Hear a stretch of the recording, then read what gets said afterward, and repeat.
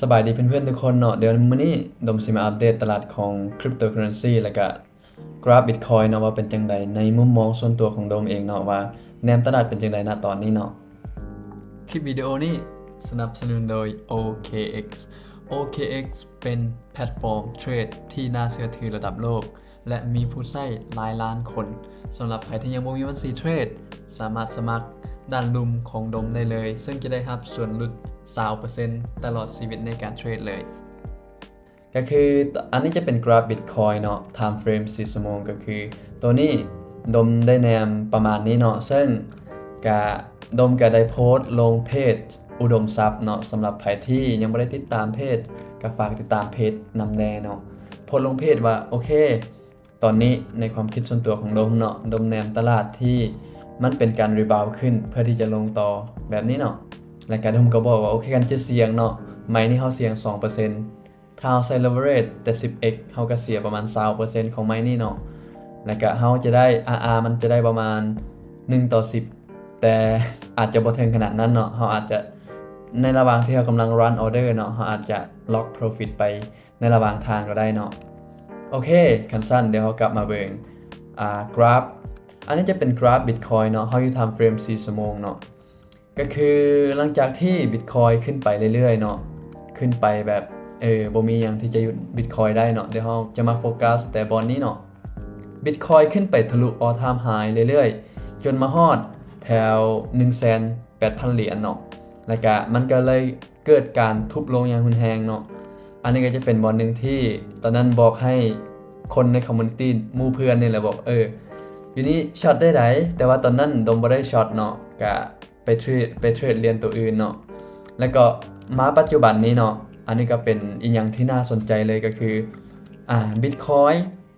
คือตามที่ดมแนมเบิงเนาะเพราะว่าทุกครั้งคืออันนี้ดมใช้เรียนเว็บในการเบิงคร่าวๆเนาะถ้าเป็นสวิงใหญ่ของมันเนาะตอนนี้มันกำลังจากตัวนี้เนาะลงมา A หน่อยเนาะลงมาบนนี้เป็น A ขึ้น B บนนี้เนาะอันนี้เป็น B เนาะขึ้น B เพื่ออย่างเพื่อที่จะลง C ลง C เฮาบ่แน่ใจว่ามันสิไปฮอดใส่อย่างน้อยก็โอเคฮอดประมาณ 80,000 ก็ถือว่าเป็นอีกอย่างที่สมบูรณ์เนาะสำหรับกราฟตัวนี้เนาะซึ่งทรงค่อนข้างงามเนาะสำหรับดมเบิงในปัจจุบันเนาะก็คือถ้าย่อยเข้าไปอีกเนาะเฮาก็สิเห็นว่า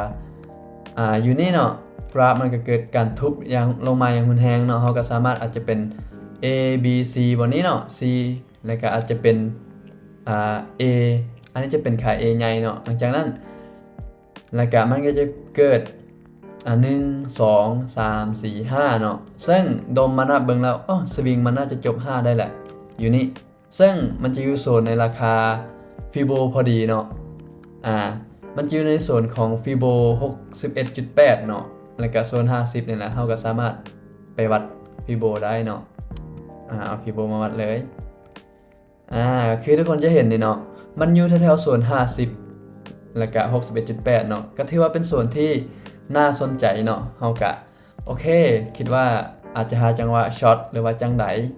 แล้วก็มันก็จะมีข่าวใหญ่ก็คือทรัมป์จะขึ้นทำเนียบขาวสาบานตนในการเป็นนายกรัฐมนตรีของสหรัฐอเมริกาเนาะอันนี้เขาต้องติดตามว่าคันทรัมป์สนับสนุน Bitcoin หรือว่าอีหยังก็ตามเนาะทางเทคนิคดมบอกเลยว่าบ่มีหยังที่จะเอาอยู่เพราะว่าข่าวคนโฟโม